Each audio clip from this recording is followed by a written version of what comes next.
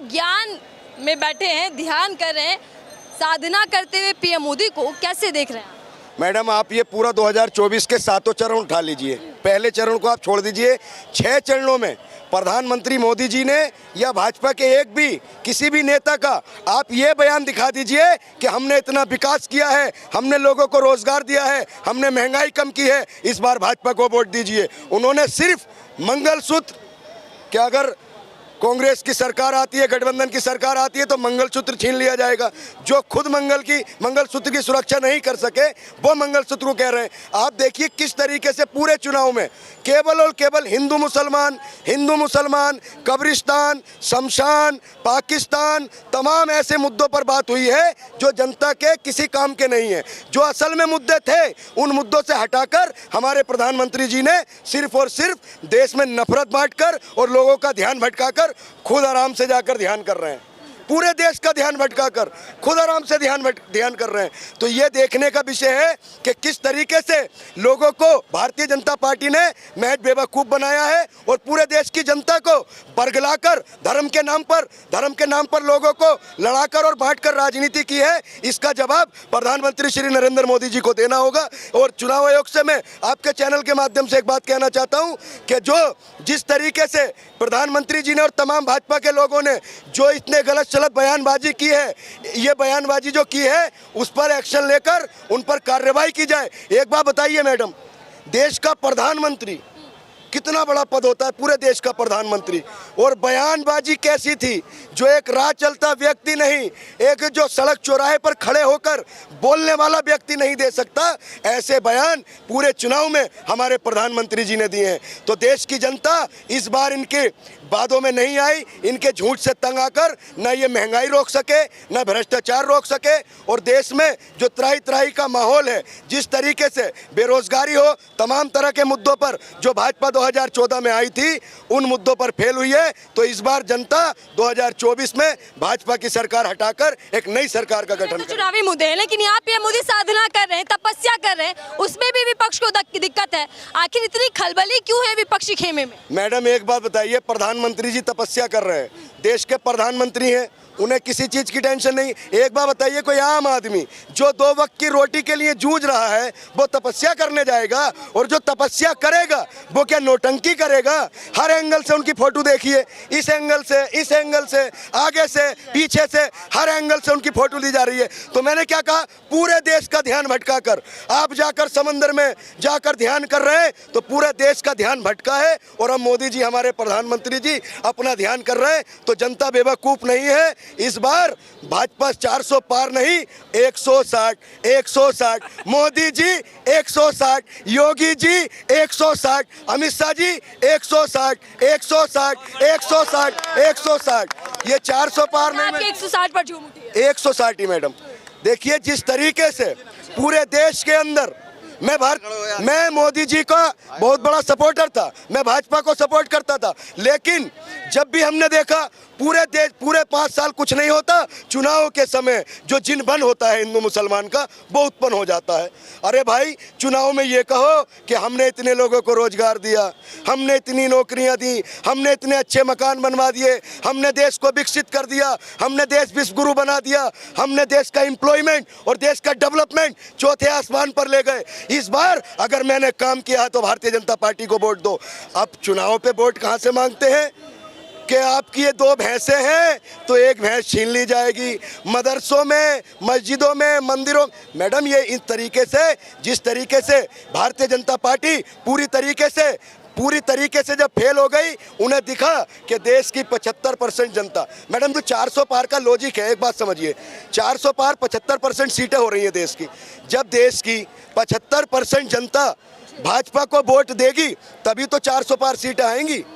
अब आप एक बात बताइए, 75% देश की जनता जब भाजपा को वोट देगी तो 400 पार होंगी। अब ये बताइए, किसान 750 शहीद हो गए, नौजवान बेटियां, बच्चे, स्टूडेंट जिनके पेपर लीक हो जाते हैं, तमाम कमेरा, आदिवासी, दलित, माइनॉरिटीज़ के लोग, सभी लोग परेशान हैं। कोई महंगाई से दुखी है, कोई युवा नौकरियां नहीं मिल रही, पेपर लीक हो जाते हैं, भर्तियां नहीं कर रही। तो तमाम तरह के जब सारे लोग विरोध कर रहे हैं तो ये बताइए 400 कौन देगा?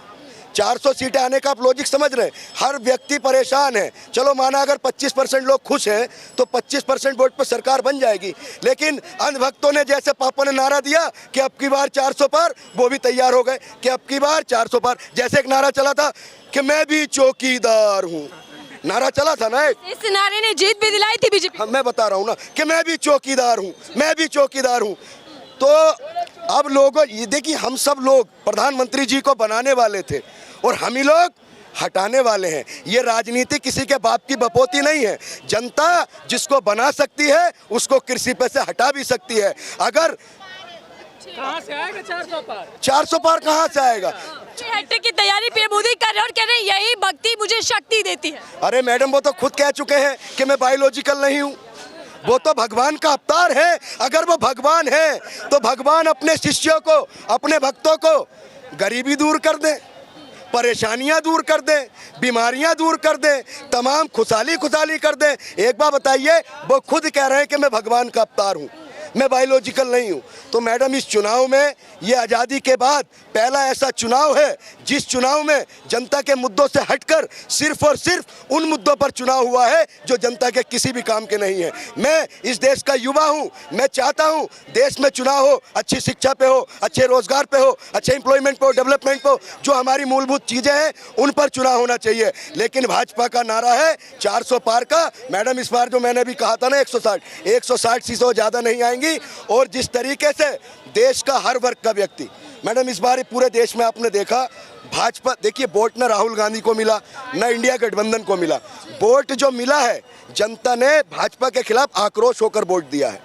देश की 60% अधिक जनता ने भाजपा के खिलाफ वोट किया है। वो वोट न राहुल गांधी को मिला, न अखिलेश यादव को मिला, न गठबंधन को मिला।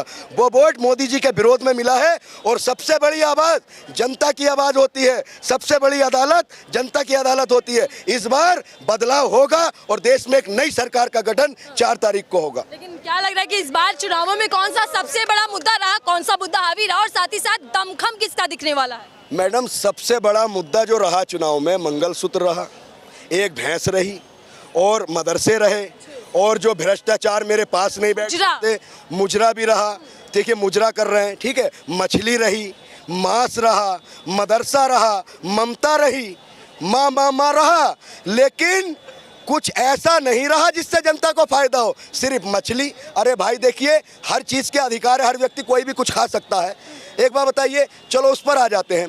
एक मुद्दा रहा, आपने कहा बदलाव किसकी तरफ है। एक बार बताइए, हर व्यक्ति, सरकार क्यों चुनते हैं हम सरकार इसलिए चुनते हैं कि हमारी जो मूलभूत सुविधाएं हैं हमें मिलनी चाहिए, हमें अच्छी नौकरी मिलनी चाहिए, हमें शिक्षा मिलनी चाहिए, हमारी जो भर्तियां हैं वो होनी चाहिए। भर्तियां लीक हो जाती हैं। मैडम, एक देखिए, कुछ अंधभक्तों का ये मानना है, एक बात बताइए, जब बिकेगा देश तो आएगा अंधभक्त का भी घर जद में। अंधभक्त सोचता है कि पापा इंग्लैंड में मकान दिला देंगे, वो गलत फहमी है। देश बिक रहा है और बिकते हुए देख रहे हैं, लेकिन इस बार देश की जनता ने पूरी एकता और अखंडता दिखाकर इस बार गलत के खिलाफ वोट किया है और इस बार देश में परिवर्तन होगा। हम चाहते हैं कि परिवर्तन हो और एक नई सरकार बने, लोगों के जो मूलभूत मुद्दे हैं उनमें हमें सुविधाएं मिले। हमारा मुद्दा है कि महंगाई कम हो, रोजगार मिले, मेरे देश का युवा कंधे पर बस्ता टांग के नहीं, हाथ में लैपटॉप लेकर जाए, हाथ में लैपटॉप लेकर गाड़ी से नौकरी करने के लिए जाए। देश का जो रेली पटरी वाले लोग हैं ये खुशहाली हो, देश का किसान एक इलेक्ट्रॉनिक गाड़ी में चले और देश का किसान, देश का मजदूर, सब लोगों को जो हमारा अधिकार है वो हमें मिलना चाहिए। हम इस चीज़ पर हमने वोट किया है जी। लेकिन इस वक्त पीएम मोदी की तस्वीरें वायरल हो रही हैं जब वो ज्ञान में ध्यान में बैठे हैं और उपवास रखे हुए हैं। पीएम मोदी लीन है एकदम भक्ति में। मैडम, एक बात बताइए, देखिए, हमने प्रधानमंत्री जी चुने थे ना, हमने प्रधानमंत्री जी चुने थे, हमने कोई एक्टर नहीं चुना था भैया। आप नए नए तरीके से पोस्ट निकालिए। आपने राजा बाबू मूवी देखी है? सुनिए, राजा बाबू मूवी देखी है? उसमें जो जमींदार का बेटा होता है उसके घर में पुलिस की भी फोटो होती है, वकील की भी होती है, तमाम तरह की फोटो होती है। जब एक डाकिया डाक लेकर आता है तो वो कहता है कि आपका बेटा डॉक्टर है, वो कहते हैं नहीं। कि आपका बेटा इंजीनियर है, नहीं। कि आपका बेटा वकील है, नहीं। तो हमारे जो प्रधानमंत्री मोदी जी हैं वो प्रधानमंत्री का काम छोड़कर एक्टर बन गए हैं, तरह तरह की एक्टिंग करते हैं। कोई भी पोस्ट होता है उनका कैमरे में कैद होता है, पूरे देश का ध्यान भटकाकर, पूरे देश को हिंदू मुसलमान कराकर, पूरे देश में भैंस मंगलसूत्र कराकर खुद ज्ञान करने चले गए। एक बात बताइए मैडम, जब पूरे देश का चैन और सुकून आपने छीन लिया, पूरे देश का चैन और सुकून छीन कर आप ज्ञान करने जाते हैं, आप सुकून लेने जाते हैं, आप चैन लेने जाते हैं, तो जो देश की जनता का जो मणिपुर का चैन छिना है उस पर ज्ञान कौन करेगा? जो पहलवान बेटियों के साथ हुआ उस पर ज्ञान कौन करेगा? जो किसानों के साथ ये दुर्दशा हुई है, 750 किसान शहीद हुए, उन पर ज्ञान कौन करेगा? जो देश में जो हालात है, जो हंगर इंडेक्स के तमाम मुद्दे हैं, उन पर ज्ञान कौन करेगा? तो मोदी जी, हमने आपको ज्ञान देने के लिए नहीं चुना था, जनता से ज्ञान लेने के लिए चुना था। आपको अपनी मन की बात कहने के लिए नहीं चुना था, हमने अपने मन की बात कहने के लिए चुना था। इस बार दिक्कत क्या है? अगर पीएम मोदी भक्ति में लीन है, वो तपस्या कर रहे हैं, तो दिक्कत कहाँ आ रही है? विपक्षी इतना हमलावर क्यों हो रहे हैं? मैडम एक बात बताइए, हर धर्म के लोग देश में रहते हैं।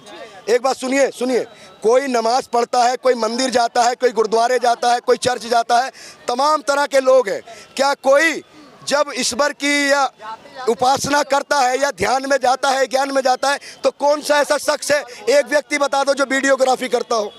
क्या मंदिर मस्जिद में या चर्च में गुरुद्वारे में जाकर आप टीआरपी बढ़ा रहे हो? एक बता दीजिए, कौन अपनी नमाज पढ़ने की, कौन अपनी पूजा करने की टीआरपी को मीडिया पर लाएगा? तो देखिए, धर्म के विषय से हटकर धर्म अपनी जगह है और हर व्यक्ति भारत का संविधान उसे अपना धर्म मानने की इजाजत। ये सियासी साधना चल रही है। मैडम सियासी साधना नहीं है, मैंने क्या कहा था, नोटंकी चल रही है। 2014 से अब तक नोटंकी खत्म नहीं हुई है, लेकिन इस बार तो पहले भी गए थे ध्यान लगाने 2019 में भी, तब भी इतनी दिक्कत थी, अभी ज्यादा दिक्कत हो रही है। दिक्कत जो हुई है 2019 के बाद से ही तो शुरू हुई है, पुलवामा के बाद से शुरू होती चली गई। 5 किलो राशन कितने लोगों को मिलता? 82 करोड़ लोगों को। गरीबी हटाने की बात की थी, अरे मैडम गरीबी हट जाएंगे, 82 करोड़ हो गए। जो अडानी अंबानी पे और जो उद्योगपतियों पर पैसा गया है, जो भगोड़े पैसा लेकर भाग गए, और जो 20-20 हजार करोड़ के घोटालेबाज नेता थे, जो मोदी जी के ताप के सामने नहीं बैठते थे, आज वो भाजपा के साथ मिलकर सरकार चला रहे हैं, कोई मंत्री बना हुआ है। एक बात बताइए, गौरव वल्लभ जब कांग्रेस में थे तो वो जिहादी थे, वो पाकिस्तानी थे, वो पानी पी पी के भाजपा को कोसते थे। आज कांग्रेस ने उन्हें फूलमाला पहनाकर उनका स्वागत किया। ऐसी तमाम बहुत लंबी फहरिस्त है। लेकिन इस बार देश की जनता ने, भाजपा ने जो नोटंकी की है, जो झूठ के वादे किए हैं, इस बार सारे वादों के खिलाफ, मोदी जी के खिलाफ वोट किया है। और भारतीय जनता पार्टी की इस बार 400 सीट नहीं, भारतीय अच्छे दिन आने वाले हैं। और तो फकीर आदमी है, झोला लेके चल पड़ेंगे जी। भाई वो गए 10 करोड़ ले लियो, डाल दियो थाले में ना, 10 करोड़ ले लियो, लो थाले में डाल दियो, लो मैडम तुम पहुंचा देना, ठीक है? फेमस डायलॉग है पीएम मोदी। खाली डायलॉग अच्छा नहीं लगता, ठीक है? जो थोड़ा 10 करोड़ पड़ जाएगा, अपने खा पी लेंगे कुछ ना कुछ, है नहीं? भूख लगती होगी। अरे तो तीसरी बार आने की है। वो तो ये सोच रहे हैं, वो तो ये सोच रहे हैं कि हमें जाना ही नहीं है इंडिया। भक्ति में लीन है पीएम मोदी, देखिए तपस्या कर रहे हैं। हाथ बदलेगा, हालात बदलेगा, हाथ बदलेगा, हालात बदलेगा। हाँ जी, हालात जी, कैसे बदलेगा? जी, ठीक है सर।